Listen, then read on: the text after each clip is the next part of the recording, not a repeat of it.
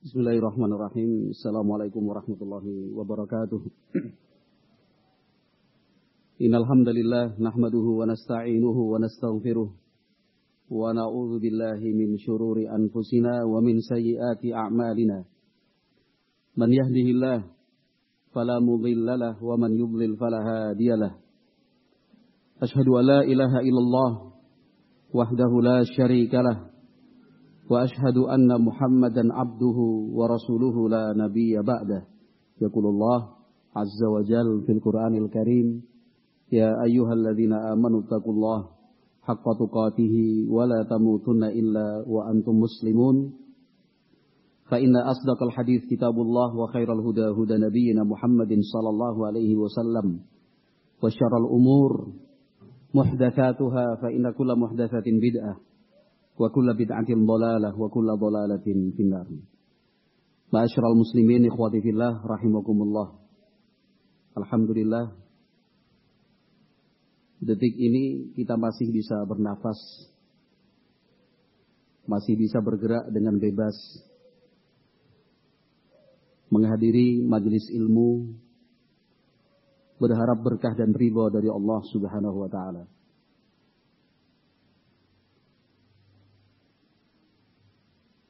Kita pun mesti bersyukur kepada Allah Subhanahu wa taala karena nikmat menghadiri majelis ilmu. Tidak semua orang berpikir untuk memperolehnya. Berpikir saja tidak, apalagi berusaha untuk menghadiri. Di sana masih banyak saudara-saudara kita yang punya keinginan bisa menghadiri majelis ilmu, tetapi terhalang dan tertahan. Ada satu, dua, bahkan lebih sebab yang menghalangi.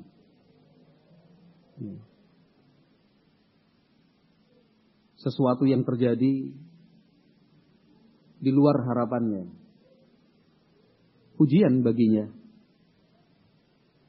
Ingin beribadah, mau beramal saleh, tapi ada penghalang.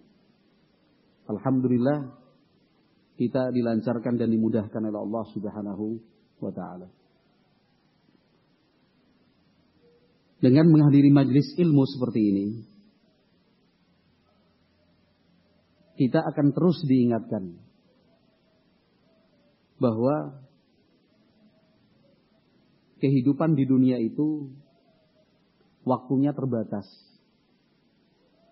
Jangankan untuk hidup selama-lamanya. Mencapai usia di angka 100 tahun pun belum tentu bisa. Dengan aktif menghadiri majelis ilmu, harapannya kita semua tersadar bahwa kehidupan dunia apabila dibandingkan dengan kehidupan akhirat itu sangat singkat. Sepanjang apapun usia seseorang. Mau berumur sampai 100 tahun, 120 tahun, 150 tahun. Mungkin manusia tertua di dunia. Sudah mengalami banyak peristiwa. Orang menilai dan memandang sudah cukup lama hidup di dunia. Tapi tetap saja itu singkat apabila dibandingkan dengan hari-hari berat pada saat bangkitnya kiamat. Nah, itu manfaat kita menghadiri majelis ilmu. Sehingga masing-masing menyadari posisinya, statusnya sebagai hamba yang telah diberi kesempatan oleh Allah Subhanahu wa taala mempersiapkan bekal untuk menghadapi perjalanan yang sangat panjang dan jauh. Ikhwati fillah rahimani wa rahimakumullah. Seorang ulama tabi'in Mukhadram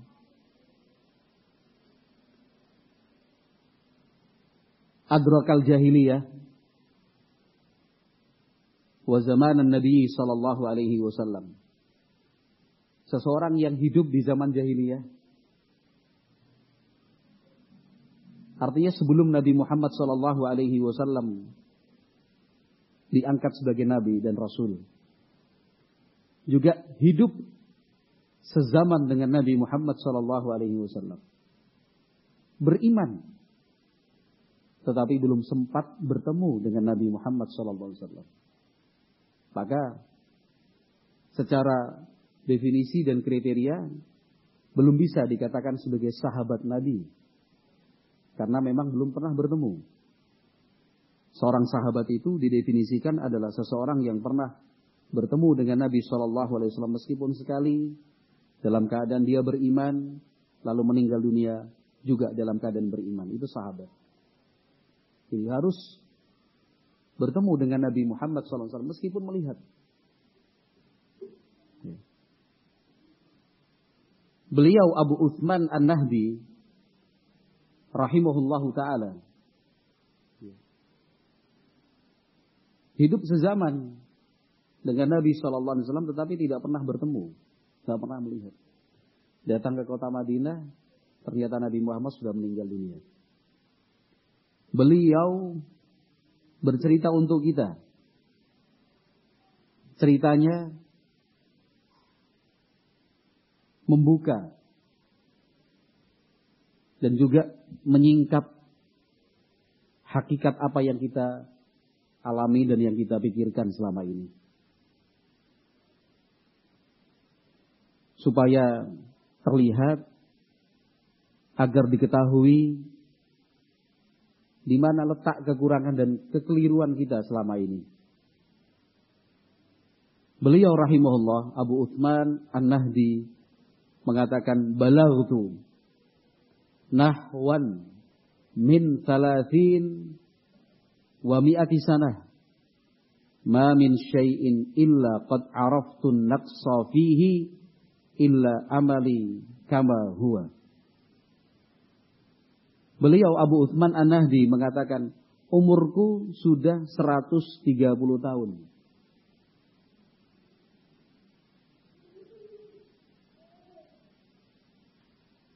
Semuanya yang ada pada diri saya, tidak ada satupun kecuali saya bisa merasakan berkurang. Orang kalau sudah lanjut usia kan pasti fungsi-fungsinya berkurang. Melihat sudah mulai rabun, mendengar kurang respon. Kekuatan fisik berjalan, mengangkat, mendorong, daya ingat, gigi, 130 tahun. Kan fungsi-fungsi organ tubuh itu pasti mengalami penurunan. Nah, itu siapa? Abu Uthman An-Nahdi, 130 tahun. Jangankan 130 tahun, ya kan? Kita yang sudah 40, 50, harusnya sudah bisa merasakan tua ya. Ya kan? Biyen katanya paling gagah, ya kan? Sekarang sithik boyokan. Merasa tidak kuat lagi untuk duduk lama. Ya. Mengkonsumsi makanan tertentu sudah langsung sakit-sakit kakinya, ini asam urat itu. Ya kan? Minuman dingin es barangkali itu sudah tulang-tulangnya kayak kesetrum itu. Betul mantun kalau Mas. Betul apa Pak? Wah, ini kalau minum es seperti ini udah kayak langsung kesetrum gitu, kayak kaku-kaku. Ngerasa dereng. Dulu kalau main di atas lapangan mengolah si kulit bundar ya kan. Oh, udah, napasnya 60 menit. 1 jam sampai 90 menit. Pokoknya kalau perlu enggak usah pakai istirahat, babak 1 langsung babak 2. Nantang. Iya. Pokoknya yang lainnya sudah ngos-ngosan ini masih kuat. Hebat ya. Tapi mau sampai berapa lama hebatnya itu? Apa enggak saat terusnya? Ya enggak mungkin. Ada saatnya ketika kita harus menyadari, iya, kekuatan saya sudah mulai berkurang. Iya. Oke lah, masih kuat berlari 90 menit seperti masa muda. Tapi efeknya beda. Kalau masih muda, berlari terus selama 90 menit, iya kan? Besok pagi masih bisa beraktivitas biasa. Tapi sekarang, yuk kuat 90 menit. Tapi sesuai lempoh, ya kan? Kerja bakti Pak ngacar ning Banjardowo, wah aku mau bengi namplek misalkan. Tahu namplek enggak? Kayak badminton ya kan. Namplek tengah jam 12 niku sawah aku pegel-pegel. Padahal zaman nom-noman mbiyen masyaallah udah namplek sampai jam 12, pulang ke kampung, lihat orang ronda gabung sampai sebelum subuh ya kan. Pada subuh wis notoni telur puyuh mau dijual ya kan. Nanti jam 8 kerja bakti di kampung orang bilang ora duwe udel. Ya. Maksudnya nggak kenal rasa lelah, nggak kenal rasa capek, dan seterusnya lah. Iya. Jadi mestinya kita juga sudah bisa merasakan seperti itu. Nah. Tapi beliau rahimahullah memang sengaja menyebut angka 130 tahun itu karena yang ingin disampaikan bukan itu. Tapi di akhir kalimat bijaknya rahimahullah beliau mengatakan illa amali kama huwa. Jadi beliau mengatakan umurku sekarang itu sudah 130 tahun. Ya. Saya itu sudah 130 tahun. Semuanya saya rasakan sudah mengalami penurunan fungsi. Ada pengurangan di sana. Kecuali angan-anganku masih sama seperti yang dulu. Nawangan-angan ya. Keinginan. Nah, itu. Ya kalau bahasa sekarang apa namanya?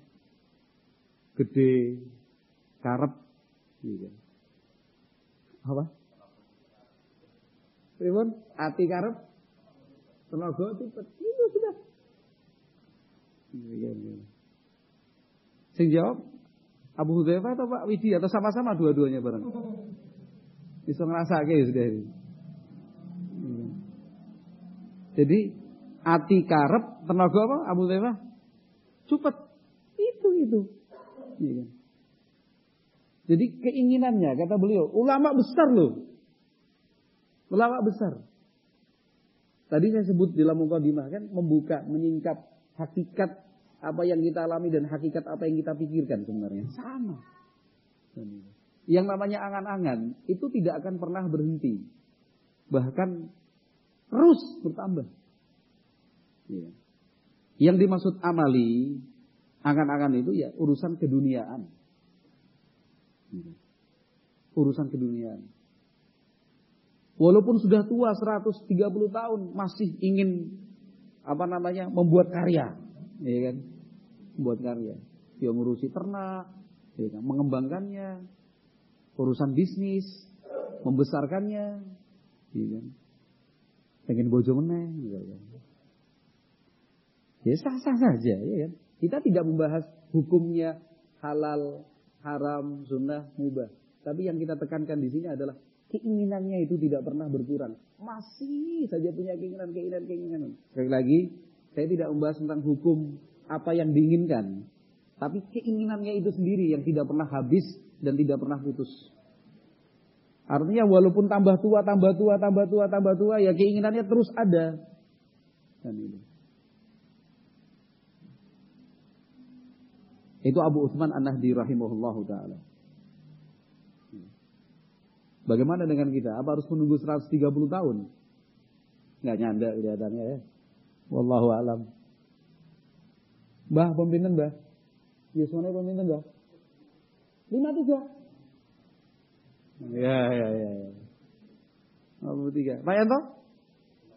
55. Ada yang lebih tua nggak ini?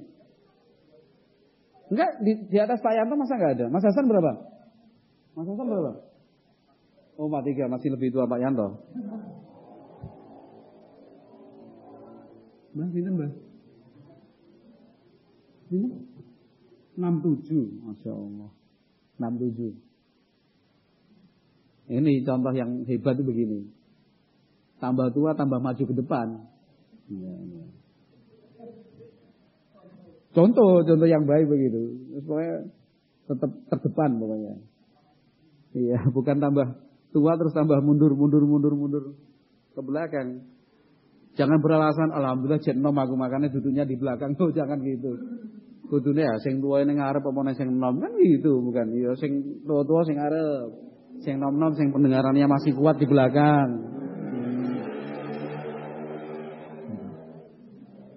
Memang Nabi Muhammad sallallahu alaihi wasallam beliau pernah menjelaskan di dalam hadis Ibnu Abbas radhiyallahu anhuma yang diriwayatkan oleh Imam Al-Bukhari di dalam As-Sahih, "Lau kana libni Adam wadiyani min malin labtagha thalithan."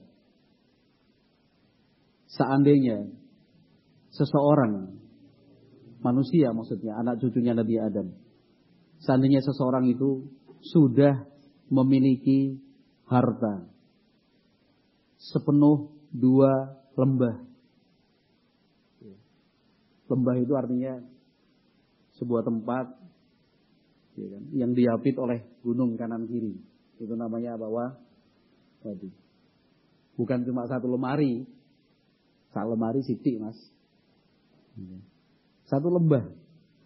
Itu Nabi mengatakan 2 lembah. Jadi seandainya seseorang itu sudah memiliki harta sebanyak 2 lembah, penuh lagi. Apa sudah merasa cukup? Terus keinginannya berhenti. Angan-angannya putus sampai di situ. Jawabannya tidak.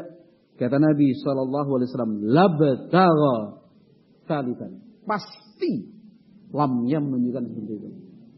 La. Lam pendek. Labtagha thalithan. Pasti masih ada keinginannya untuk bisa menambah harta supaya jumlahnya menjadi 3 lembah penuh lagi. Kalau kita di Indonesia, contohnya banyak sekali. Yang sudah pengusaha sudah jalannya pakai tongkat, ya kan? Lihatnya sudah rabun gini, dipegang lagi sama pengawal pribadi. Itu masih bicara tentang bisnis. Mengembangkan usaha, mengepakkan sayap bisnisnya. Masih belum berhenti. Untuk diwariskan kepada generasi di bawahnya masih belum percaya. Kamu tahu apa? Dan itu fakta. Coba lihat daftar orang terkaya di Indonesia. Itu umurnya 70 tahun, 75 tahun. Tanpa menyebut etnis tertentu maksud saya. Itu fakta. Gak ada berhentinya. Kita juga sama. Jangan cuma menerapkan hal ini kepada orang lain. Kita semua sama. Tidak ada yang dikecualikan. Semuanya sama. Yang membedakan itu adalah bagaimana usaha dia untuk mengontrol, untuk mengelola keinginan-keinginan tersebut. Diturutikah atau berusaha menahan diri? Terbawa dalam arus keinginan itu, ataukah dia berusaha untuk minggir supaya tidak terbawa arus? Itu yang membedakan. Tapi kalau masalah keinginan semuanya sama. Udahlah. Semuanya sama. Paling enggak sekarang kita memperbaiki rumah. Memperbaiki rumah. Saya yakin kalau misalkan masing-masing kita dikai duit gratis 100 juta misalkan. Misal kan 100 juta. Itu saya yakin dari 100 juta itu ada yang dialokasikan untuk rumah. Perbaiki genteng, ganti warna cat, ya kan, nambah perkakas, atau nambah 1 kamar lagi, memperbaiki dapur, yakin deh. Sepakat nggak? Sepakat betul? Ujuk-ujuk ada orang, Pak, ini Pak uang 100 juta. Saya yakin dari 100 juta itu ada yang dialokasikan untuk rumah. Mau nambah rumah, perbaikan rumah, nambah fasilitas rumah, ya kan? Atau nambah perkakas rumah, nambah pagar, mesti ada yang dialokasikan buat rumah. Gak mungkin, Pak ini 100 juta buat jenengan. Ini uang apa? Sedekah. Udah jenengan gak usah tanya sama saya. Halal. Saya yakin jenengan itu salafi. Misalkan 100 juta ini. Terus jenengan terus menghubungi bendahara pembangunan. Jadi aku untuk duit 100 juta aku tak infake kabeh, ora mungkin. Sudah toh. Percaya deh. Percaya enggak? Betul. Enggak mungkin. Paling 50 juta diinfake wis luar biasa wis. Eman tuh 1 juta untuk duit terus dibakasikan lagi 100 juta ini. Artinya apa? Artinya memang keinginan kita itu enggak ada berhentinya. Jadi omah kita sudah paling bagus di komplek itu, tapi masih kita lihatnya kurang aja. Kita yakin di antara ikhwan-ikhwan rumah kita sudah ya standar lah. Saya nggak bilang paling bagus, standar lah, sudah layak huni. Nah, di bawahnya lagi. Gitu. Tapi kita masih merasa, omah kok kayak ini ya. Tidak ada hentinya. Yang bilang bukan saya, Nabi Muhammad SAW. Kok mengsa omah, harta 2 lembah penuh, cek kurang. Iya. Pasti kurang. Terus apa bisa berhenti? Bisa. Keinginan-keinginan itu apa kemudian bisa berakhir? Bisa. Kapan? Kata Nabi, wala yamla'u jawfa ibn Adam illa turab. Yang buat dia berhenti itu ketika tanah sudah memenuhi mulutnya, mati dikubur maksudnya. Jadi kalau selama masih bisa bernapas, selama masih hidup, walaupun terbaring di atas tempat tidur, kanan kiri selang disambung dengan apa namanya? Tubuh infuse, gini loh. Galonnya itu loh, apa namanya? Plastiknya itu apa namanya? Isinya kan oksigen, isinya infus. Ininya loh, apa? Itu kantongnya maksudnya. Dan sudah 2 selang ini masih punya keinginan gue. Sesuk nek aku nek mari gitu. Padahal udah dekat dengan ajal nih ya kan. Masih aja gitu. Pripun Pak kabar nggih? Aku sesuk nek mari aku tak dolane nggonmu. Pokoknya selama masih hidup. Selama masih hidup keinginan itu masih ada. Enggak mungkin tidak. Dan semua orang sama. Yang membedakan apa? Mengelola keinginan itu, mau dituruti, tahan diri, ya kan? Keinginan itu keinginan yang baik atau keinginan yang buruk, ya kan? Keinginan itu sifatnya duniawi ataukah keinginan itu sifatnya ukhrawi, ya kan? Tentunya beda. Orang yang sudah terbaring sakit begini, kemudian bilang, sesuk aku nek mari, ya kan? Sesuk nek mari, kayak mobilku arep tak pajeke pokoknya misalkan. Tak pajeke dhewe. Dengan orang yang terbaring gini, besok kalau misalkan Allah berikan kesembuhan buat saya, ya kan? Pokoknya aku harus mangkat gauran di Jakarta JIC pokoknya. Kan beda kan? Beda nggak? Jelas beda, tidak sama. Yang satu, yang pertama tadi, keinginannya sifatnya duniawi ya kan? Masih kayak kendaraan, ya kan? Mudah nih jadi masalah ini. Atau misalkan tak rampung ke gaweanmu kayak, apa namanya? Tugas ya. Ngerampung ke gawean misalkan. Yang satu punya keinginan kalau misalkan sembuh, sehat, ikut rombongan. Bis kedua pokoknya. Bareng Pak Sujoko bin Aman. Pokoknya orang bis 2 gak mau. Jadi kabeh aman. Yang Pak Sujoko kita ada apa namanya artis tersendiri ini. Terus kita lihat aman ya Pak Sujoko. Padahal ya padha wae ya kan. Ada yang memberikan syarat begitu nggak Pak Joko? Pokoknya saya pengen berangkat tapi sak bis karo jenengan Pak. Mas Hasan kita ya. Itu. Jadi Nabi Muhammad alaihi salatu menyatakan wala yamla jauh ibni Adam illa turab. Artinya ya sampai tanah itu memenuhi mulutnya, artinya mati maksudnya. Nah, itu baru berhenti. Wa yatubullahu ala man tab. Allah menerima taubat hambanya yang mau bertaubat. Itu yang hadis riwayat Bukhari. Dalam riwayat yang lain, itu bukan min malin tetapi min zahab. Artinya 2 lembah itu penuh bukan dengan lafaz yang umum harta, tapi emas. Kalau harta kan masih ada selain emas, iya kan? Kalau ini jelas-jelas 2 lembah penuh emas. Iya kan? Freeport berapa kalinya lah gitu istilahnya, iya kan? Lembahnya bukan lembah kecil lah kalau ini maksud. Lembah besar. Belum berhenti untuk berkeinginan. Ya kan? Belum berhenti untuk berkeinginan. Nah. Intinya memang manusia itu punya keinginan terus begitu. Dalam benaknya itu bahwa besok masih hidup. Besok itu masih hidup. Bahkan sebulan lagi masih hidup. Sehingga dia punya rencana itu bukan cuma besok, tapi tahun depan, tahun depannya lagi, tahun depannya lagi. Bukan berarti tidak boleh berencana. Tetapi rencana-rencana itu harus adalah rencana-rencana kebaikan, ibadah, amal soleh.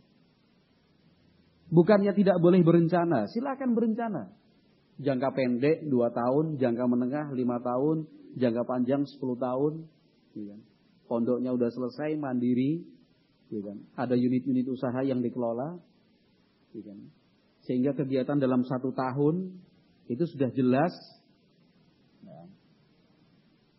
Pendapatan dan pengeluaran sudah ada dalam rancangan. Itu target kita ke depan 10 tahun. Silakan, asalkan itu kebaikan. Yang kedua, silakan berencana. Asalkan tidak membuat lalai. Yang dimaksud tidak membuat lalai itu apa? Halah cek suwe kok. Masih lama kan, seminggu lagi kan. Itu yang gak boleh.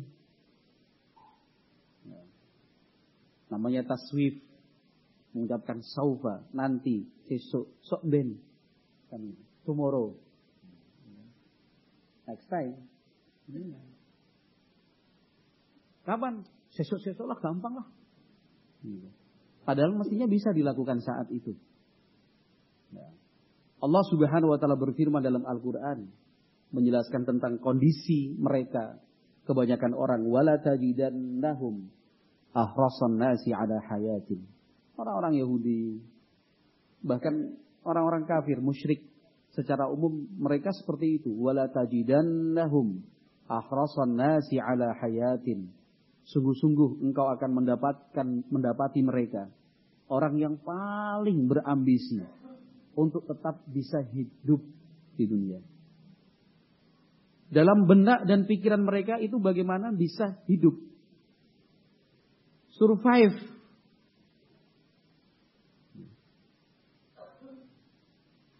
Mestinya kan selain bisa bertahan hidup yang layak, survive, juga masing-masing mempersiapkan dan merencanakan cara matinya itu seperti apa.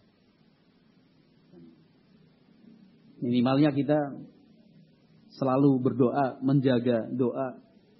Allahumma inni as'aluka husnal khatimah wa na'udzubika min su'il khatimah. Ya Allah, sesungguhnya aku meminta husnal khatimah, akhir kehidupan yang baik kepadamu, dan aku berlindung kepadamu ya Allah dari akhir kehidupan yang buruk. Untuk mendapatkan husnul khatimah, akhir kehidupan yang baik, itu ada upaya dan usaha, yaitu berjalan di atas kebaikan, terus dijaga kebaikan itu, sehingga sewaktu-waktu ketika ajal datang, kematian tiba, ada di atas kebaikan. Ada di atas kebaikan. Orang-orang kafir,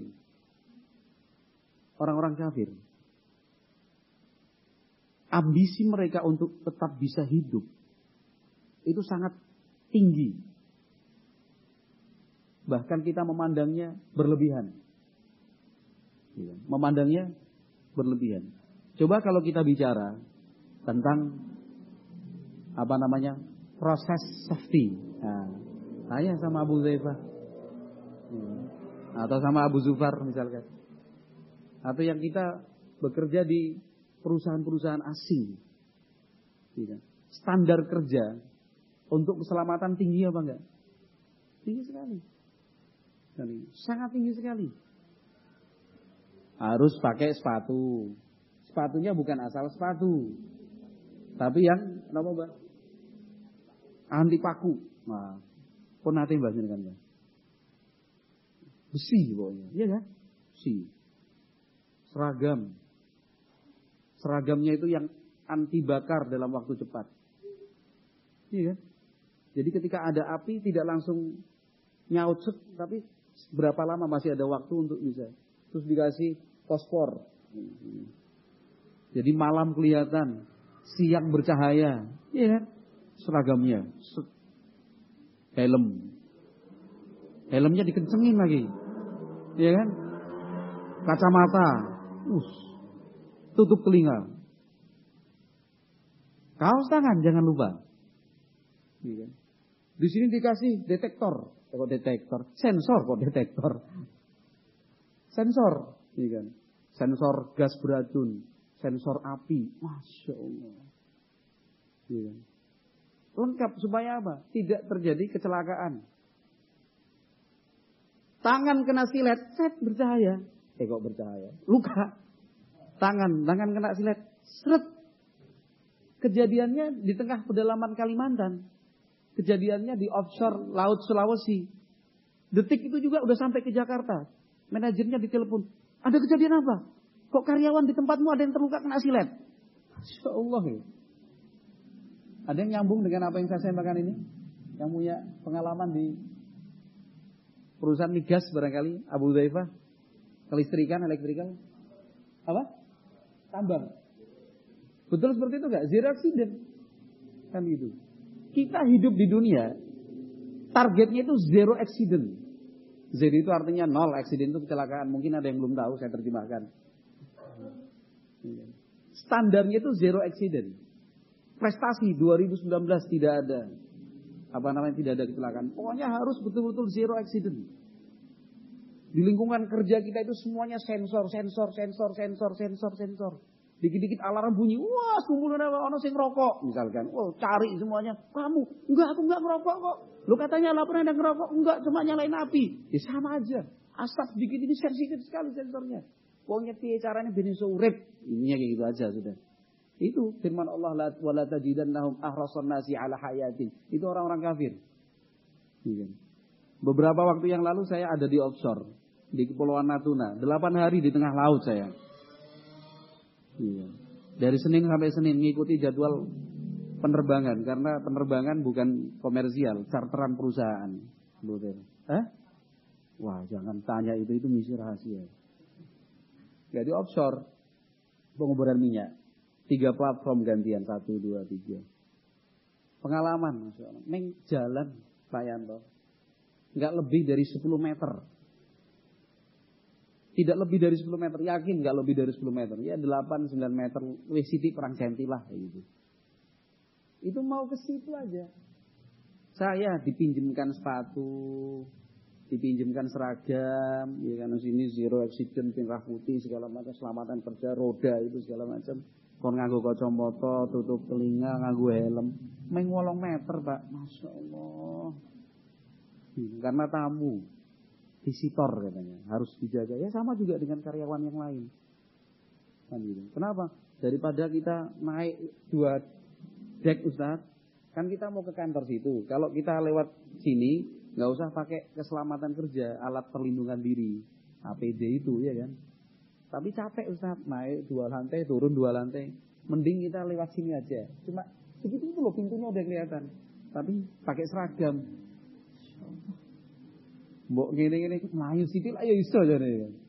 Tapi ternyata tidak mau ada kecelakaan. Tergores sedikit aja kata mereka, manajemennya. Tergores sedikit itu Jakarta langsung tahu, sudah ada sistemnya, aplikasinya. Titit di telepon. Ada apa? Kalau ada karyawanmu yang kena paku. Insyaallah. Kita di pondok patah tulang anak main bola biasa wae, biasa. Ora main pondok kene, pondok sing liyane ya ngono kok. Iya. Itu orang-orang kafir itu ahrasan nasi ala hayatin. Jadi ambisinya artinya untuk tetap bisa hidup itu tinggi sekali. Padahal kalau mau dibalik, ya bukan mau dibalik, mau diikuti cara berpikir demikian. Nah kalau urusan dunia, kita tidak ingin ada kecelakaan, sekecil apapun itu. Kesalahan walaupun sedikit tidak ditolerir. Ya. Tidak ingin ada kecelakaan, tidak ingin ada karyawan yang terluka, tergores. Mestinya kan kita juga zero foul. Nah, kesalahannya nol, jangan melakukan dosa, jangan berbuat maksiat. Karena ini bukan cuma kemungkinan terjadi kecelakaan kerja, pasti neraka. Urusan dunia kita pengennya zero accident, ya kan? Kesalahan sekecil apapun nggak boleh dilakukan, panggil. Ini urusan kita di akhirat dengan neraka. Asrapopo, santai wae, ini misalkan. Itu manusia. Nah, Al-Imam Muslim rahimahullah meriwayatkan di dalam As-Sahih dari Mutarrif dari ayahnya. Kata beliau, "Ataitun Nabiyya sallallahu alaihi wasallam wa huwa yaqra'u alhaakumut takatsur." Kata ayahnya Mutarrif radhiyallahu anhu, saya pernah datang untuk menemui Nabi Muhammad sallallahu alaihi wasallam. Waktu itu beliau membaca surat At-Takatsur. Alhaakumut takatsur. At-Takatsur itu artinya ingin menambah lebih banyak, merasa paling banyak dibandingkan yang lain dalam hal apapun itu. Merasa lebih banyak pengalamannya, merasa lebih banyak hartanya, merasa lebih banyak ilmunya, merasa lebih banyak temannya, merasa lebih banyak anak cucunya, merasa lebih banyak wawasannya, merasa lebih banyak kekuatan. Sudah. Itu membuat alhaakum. Alhaakum itu membuatmu lalai, terbuai, gitu. Lupa. Qala yaqulu ibnu Adam mali mali. Manusia, kita mengatakan itu milikku, itu hartaku. Itu rumahku, itu kendaraanku. Qala wa hal laka ya ibna Adam min malika illa ma akalta fa afnaita aw labista fa ablaita aw tasaddaqta fa amdaita. Hei anak Adam. Hei manusia. Apakah engkau tidak sadar? Engkau itu tidak punya harta. Engkau itu tidak memiliki apa-apa. Kecuali yang sudah engkau makan. Habis. Pakaian yang kau gunakan rusak dan usang. Tidak layak pakai lagi. Au tasaddaqta fa amdaita. Yang sudah engkau sedekahkan. Selesai sudah. Jadi milik kita sesungguhnya hanya terbatas pada 3 hal yang disebutkan oleh Nabi Muhammad di dalam hadis ini. Selain itu belum tentu harta kita.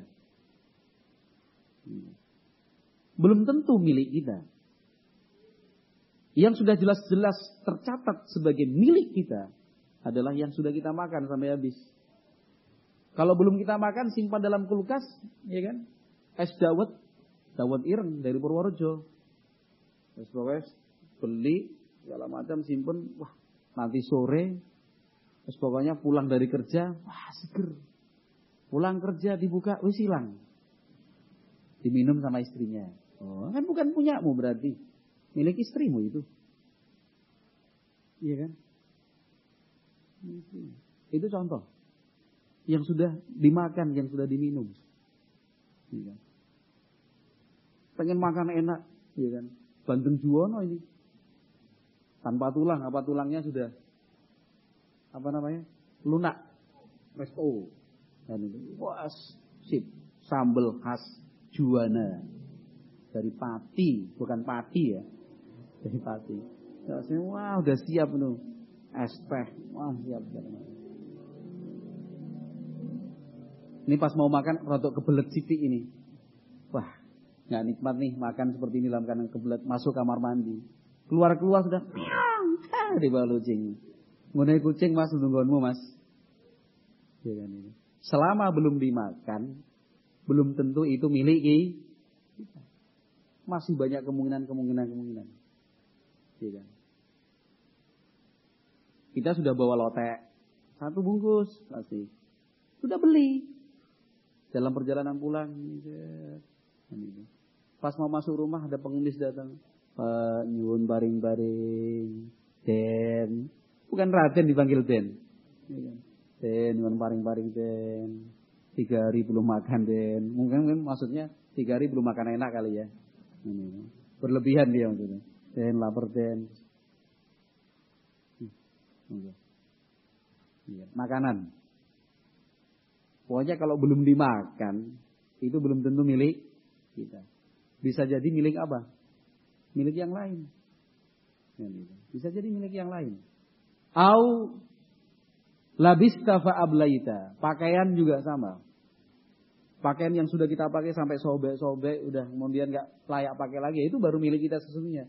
Tapi kalau masih layak pakai, masih baru, ada banyak kemungkinan kita kasihkan, diambil orang, iya kan? Hilang. Au tasaddaqta fa amdaita. Atau yang sudah engkau sedekahkan, itu tercatat menjadi milikmu. Jadi hakikat orang yang bersedekah itu bukan hartanya yang berkurang. Mana qasad sadaqatun min malin, kata Nabi sallallahu alaihi wasallam. Harta itu bukan berkurang kalau disedekahkan. Justru bertambah karena hakikat harta itu yang sudah disedekahkan. Debit kreditnya itu.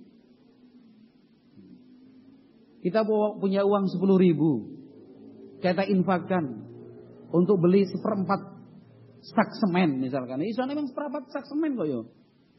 Apa ya kemudian panitia jenengan ki niat infak ora to Pak, mosok infak 10.000 iki lho. Ya mampune 10.000 lho Mas tukang becak kok. Adanya di kantong 10.000. Misalkan 10.000. Ketika akhirnya diinfakkan, infak. Atau misalkan ada teman kita sedang sakit, ingin kita beri tali asih misalkan oleh-oleh lah. Ya surunan yo urunan. Wah, dompet ketinggalan. Walaupun di bawah ya ora ono isine misalkan, iya. Orang yang faktor ketinggalan tak memang ora ono isine kan. Di kantong 10.000 sudah.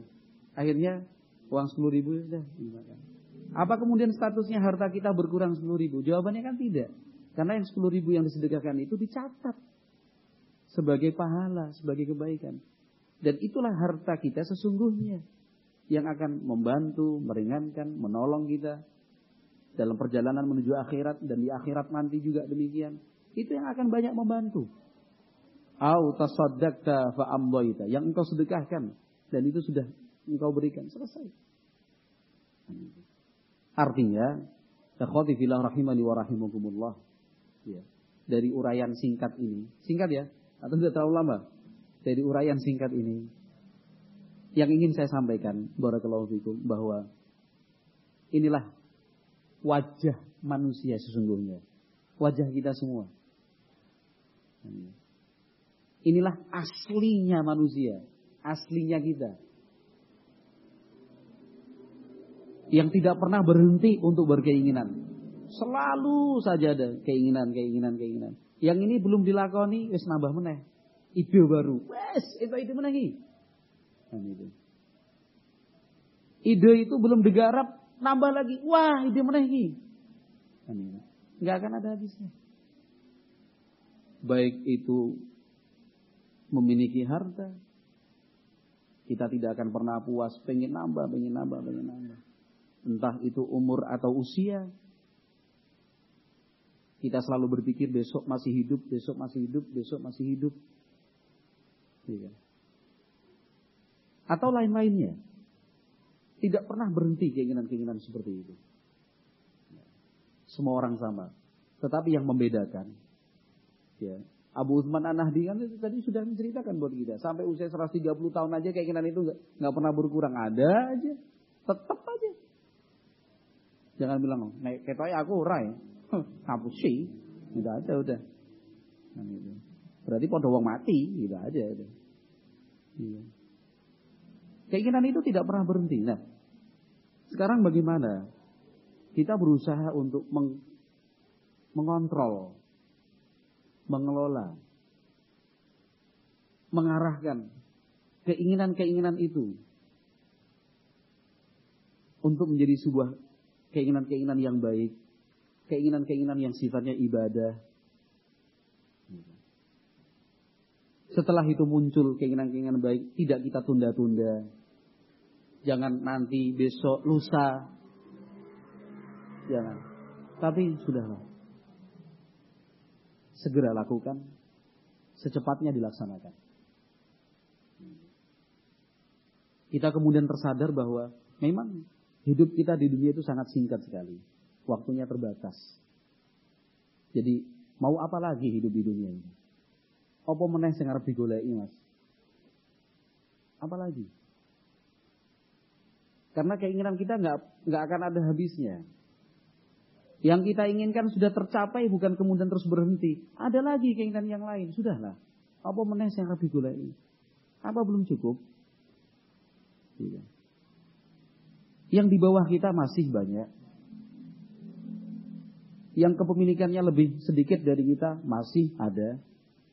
Kita sudah lebih dari cukup, alhamdulillah. Islam, mengenal sunnah, cinta kepada thalabul ilmi, ada keluarga kecil, istri dan anak, ada penghasilan secukupnya, punya teman, ikhwan, sahabat baik, sehat walafiat, alhamdulillah. Apa meneh sing arep digoleki? Mulai pangkat ra ono rampunge, Mas. Ngejar karir dan jabatan mau sampai di mana mentoknya. Mau ngejar punya tanah, ora bakalan rampung keinginannya. Oh, karena tanahnya didol, tuku. Karena tanah didol terus tuku. Padahal ya nggak akan mungkin dibawa mati. Ya. Sudahlah. Tinggal kita berpikir bekal apa yang sudah kita punya. Persiapan-persiapan apa yang sudah kita lakukan untuk akhirat nanti. Tabunganku wis piro ning akhirat. Tabunganku apa? Jadi mari kita berpikir apa yang bisa kita lakukan untuk akhirat. Nah, kalau misalkan kita sudah merasa tua, ya udah, habiskan umur kita untuk beribadah, aktif dalam dakwah misalkan. Jenengan pensiunan. Ada pensiunan enggak? Kayak tersinggung ini. Ojo tersinggung ya. Ini bukan pesanan kok, jangan. Berprasangka baik sama saya nggih. Misalkan dengan seorang pensiunan atau misalkan seorang pengusaha sudah memutuskan sudahlah biar usaha dilanjutkan sama yang lain. Daripada bingung tiap pagi sampai sore di Ma'had Darul Hikmah Tambak Boyo. Ngopo? Nyapu halaman. Nyapu masjid, ngepel. Kalau ada anak-anak berkelahi bisa sudah waktunya belajar, ayo le masuknya. Ini pensiunan. Atau yang sudah pengen berhenti kerja, udah resign. Itu kan cita-cita mulia seperti itu. Kalau itu terus dilakukan, jangan dianggap kecil loh, jangan dianggap sepele. Inspirasi itu. Simba-simba. Hiburan. Jane yo wong sugih to. Lah iya. Kok gelem nyapu? Lah kowe mikir wong sugih gelem nyapu, kowe orang duwe mosok ora gelem nyapu kan gitu. Karena apa? Dia sudah harusnya menyadari, wes cukup. Artinya kebutuhan hidup saya itu udah cukup. Tinggal sekarang saya nyari apa bekal di akhirat nanti. Nyapu.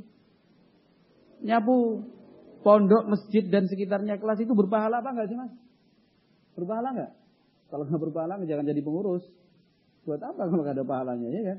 Kita di sini kan karena mengejar pahala kan gitu ya. Kita nyapu, bersihkan masjid, vakum cleaner karpetnya, bersihin kipas anginnya misalnya. Ya lumayan bersih ya. Lumayan. Sampai lah ya kan. Bagian azan ya. Wah, enggak bisa tajwid Ustaz. Sudah belajar tajwid khusus azan. Nek pas azan tajwidnya apik maca Quran orang ora apa-apa kan gitu.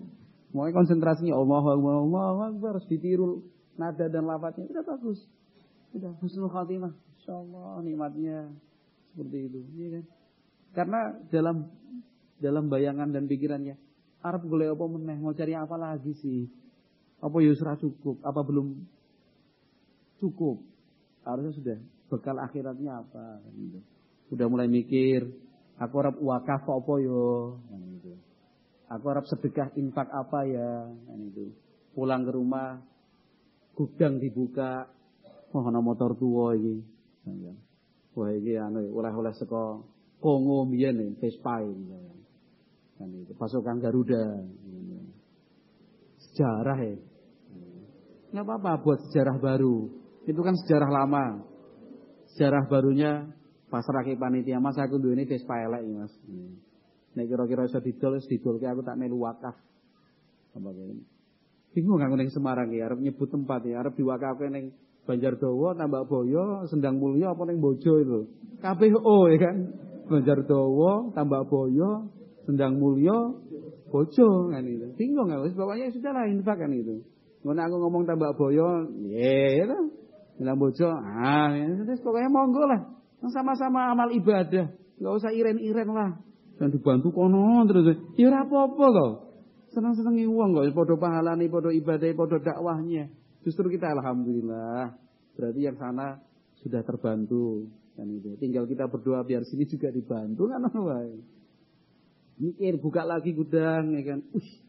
Untuk sepatu misalkan, sepatu asli. Diresiki, difoto, di-share ning grup, dijual sepatu kuno misalkan ya kan. Ini speknya kan itu. Harganya 300.000. Wah, Pak tak tukune, Pak. Ya 300.000. Baru ki diinfake. Ya kan? Enggak usah ditulis iki hasilnya buat infak, enggak usah. Dan ini gitu. Buka meneh gudang. Pokoknya mikirnya itu nambah bekal, nambah tabungan di akhirat, nambah tabungan di akhirat, nambah tabungan di akhirat. Kalau enggak bisa pakai harta ya tenaga tadi nyapu-nyapu lah. Iya. Atau jadi bagian penyambut santri. Nah, iya kan? Di gerbang itu masuknya jam berapa Mas di sini? Setengah 8. Jam 7 jam 7 lebih seperempat.